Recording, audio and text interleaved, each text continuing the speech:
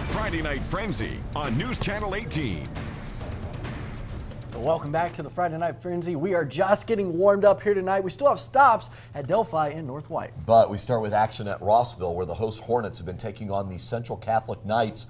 And let's check out what's happening. Central Catholic fans sporting the Frenzy shirts. I like it. Class, so we love it. We say thank you very much. That's right. Second quarter, here's a miss by Central Catholic's Angela Tharp, but Morgan Hangey there for the nice putback. On the other hand, Rossville's Emily Martin misses, but Laura grabs the rebound and puts it in. She's so good, she only has one name. Then the Knights come back. Maggie Bobillo gets the nice pass, and she lays it in.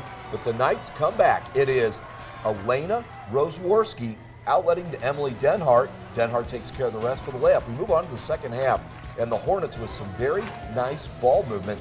Adrian Kaler Marsh to McClarth to Martin for the lay-in, and Rossville is rallying, but the Knights come back. They were really attacking the offensive boards. Denhart snags this one, puts it back in, and the Knights are up now big. Hornets trying to come back.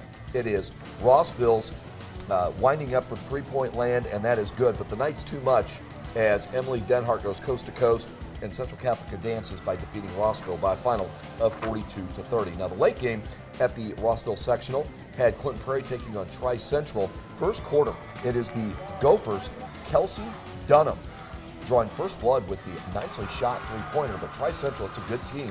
They come right back. Caleb saw this team on Tuesday night. They're Very good one. tough. Yeah, Whitney Schaefer, the short jumper, and then it is TriCentral's Taylor Richardson tossing up the air ball with teammate Lacey Dreyer there for the putback. She also is going to the line for a three-point play. Trojans then down low. Richardson muscling that one in.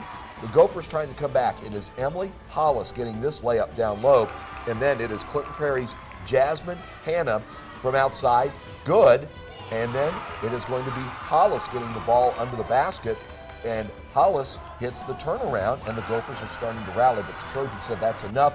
They start to pile it on. Cecilia Rail hits this three, and TriCentral goes on to win this one 52-42. Trojans take on the Knights tomorrow night at Rossville. Caleb? Seeger was taking on Sheridan at the Class 2A Delphi sectional. Third quarter, Seeger's Kelsey Swisher drives to the hoop, lays it in. Seeger leads by 9. Seeger's Kristen Lord drives into the lane here. She's going to get the friendly roll on this one. You have to like that.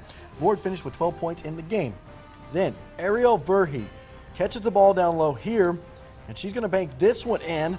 The bank is open tonight. Seeger leads 24-11 and is starting to really take control of this game. Check out this nice cut to the basket by Kelsey Swisher. She gets an easy bucket. Swisher finished the game with 12 points. Good night for her.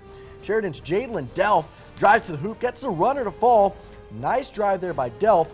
Swisher, though, comes right back, shows off the nice crossover. She gets to the hoop, lays it in. Seeger goes on to get the big win tonight, 48-24.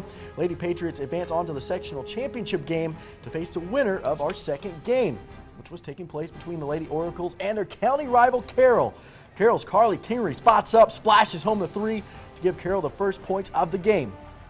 Off the inbounds pass now, Carroll's Paige Barnes gets the friendly roll. Carroll takes a 5-1 lead early. Delphi comes rallying back. Jordan Jogstorf knocks down the three ball. Lady Oracles within 2 now. Carroll shows a great ball movement, though, on the next play. Caitlin Reagan is going to spot up and cans the triple. Great looking shot there, and you have to love the ball movement. Then it's Jogstorf answering right back, spotting up in the corner. She finds the bottom of the net on that shot. Then it's Summer Sutton catching the ball down low. She gets the lefty to drop. Delphi leads by 4 at that point. Then Sarah Cago gets a hook shot to fall in the paint. Delphi ends up pulling this one back in the second half as they pick up the win over Carroll 46-35, which sets up a championship match between Delphi and Seeger. All right, we head to the Class 1A North White sectional. Tri-County been taking on West Central. Fourth quarter, Trojans on the move. Ball goes from Alicia Tanner to Marissa Hampton to Olivia Kruger. She lays it in. Later, the good passing continues for West Central as Hamilton gets the buckets. You can tell West Central in the white uniforms, but then the Cavaliers in the dark uniforms trying to stay with it. Megan Dixon gets position, and she hits the jumper. Took on 3 defenders there. That was pretty impressive, yeah. The Cavaliers figure Dixon's hands are good hands, and they're right because she scores again in traffic. But West Central had too many weapons in this game. Kruger has it and just figures to take it in herself. That's what she does.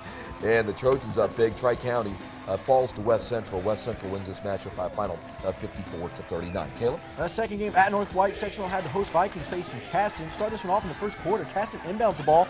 The Tierney Rinchler loses control of it. North White steals it, gets it in the lane to Lacey Hindress, who lays it in there. What a wild play. Comets answer, though, as they get it outside to Maggie Daly, and she hits a long two. North White moves the ball well here. They are going to get it inside to Elena Colross, who scores, plus draws the foul. You have to love the good old-fashioned three-point play. Caston, though, gets out on the fast break, and Jordan Moss gets an opportunity but misses, and then hits on the reload here. That one is going to be good. The Vikings answer right off the inbounds as Lexi Shriver shoots and scores with the and one at the end of this play. Nice play there in the lane. Caston picks up the 38-30 win tonight. Still plenty more to get to on tonight's edition of the Friday Night Frenzy. West Lafayette boys basketball coach Dave Wood stops by to talk about his Red Devil squad as they get ready to face McCutcheon Saturday night. We'll be right back with more of the Friday Night Frenzy.